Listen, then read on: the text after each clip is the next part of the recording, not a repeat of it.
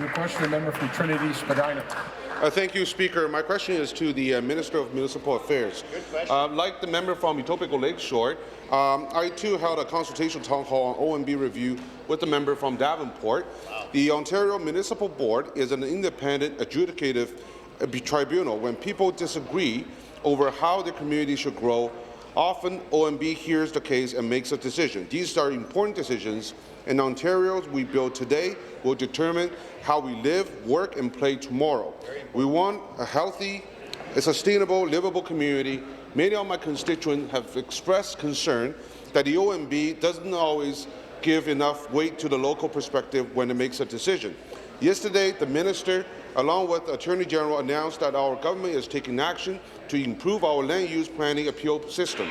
Would the Minister elaborate on some of the changes our government is proposing?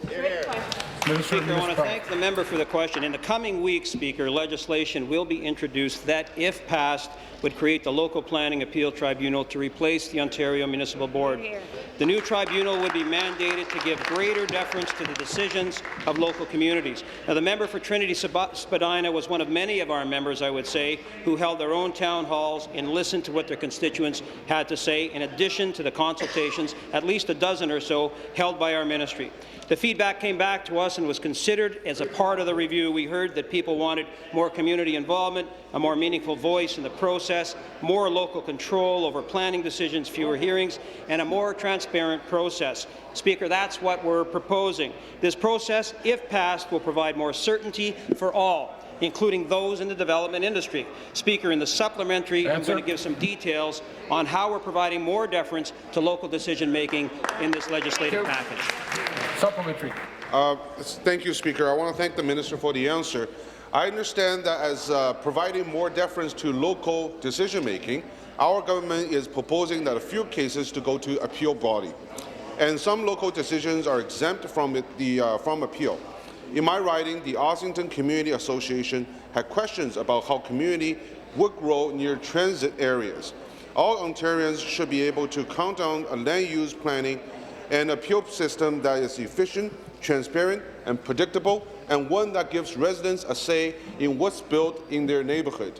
Speaker, through you to the Minister, would the Minister explain how seeing a few municipal and provincial decisions go to tribunal will benefit communities in Ontario? Thank you, Minister. Speaker, again, I thank the member, and he's spot on, Speaker. We're proposing to bring fewer municipal decisions before the tribunal.